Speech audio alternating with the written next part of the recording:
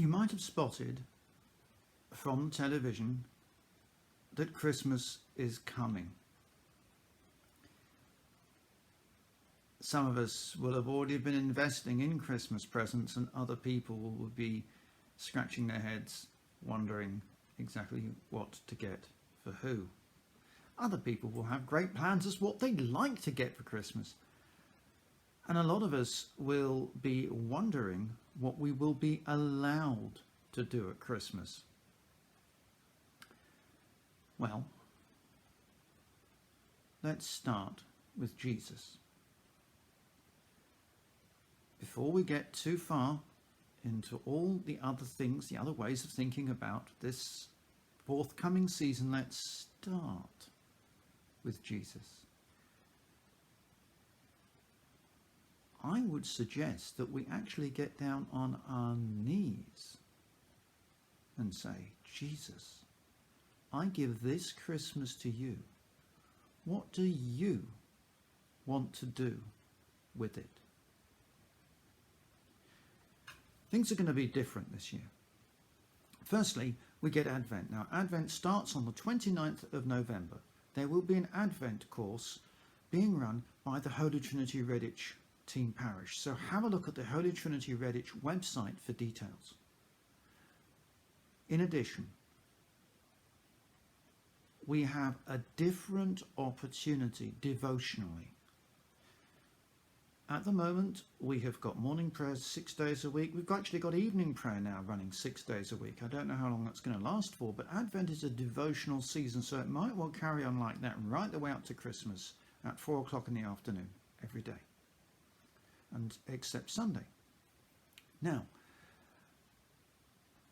that is all intended to help us focus upon Jesus, the reason for the season. Advent is a preparing time.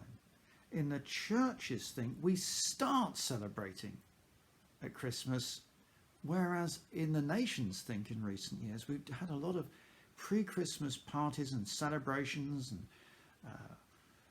meals out and so on, so that by the time we get to Christmas, there's some time with the family, and then we get ready for another celebration at New Year. In Christian think, we go from Christmas through to Epiphany on the 6th of January, and that's the period of celebration.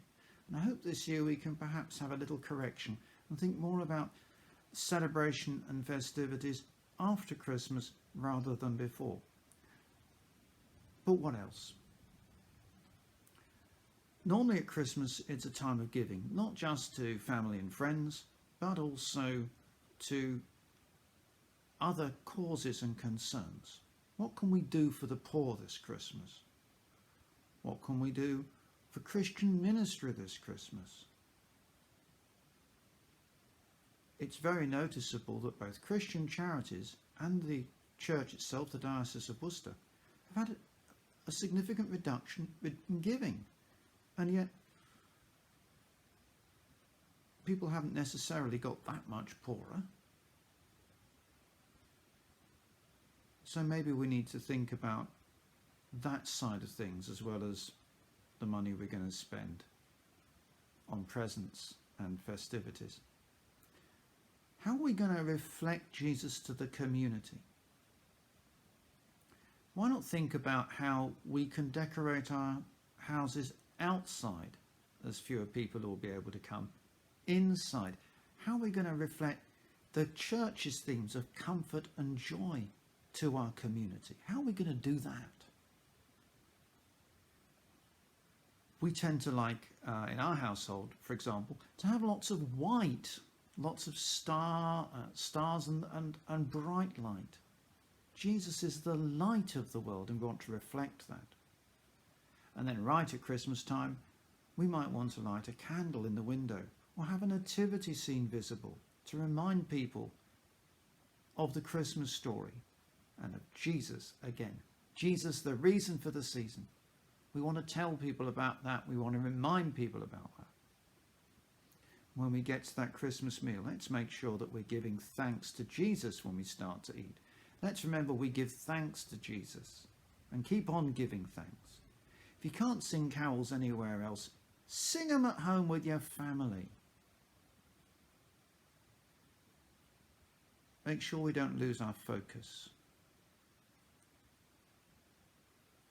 Christmas can be a genuinely beautiful time, but only when we have Jesus at the centre. So if we think and pray now, we can have a special Christmas this year. Very different, but full of good things.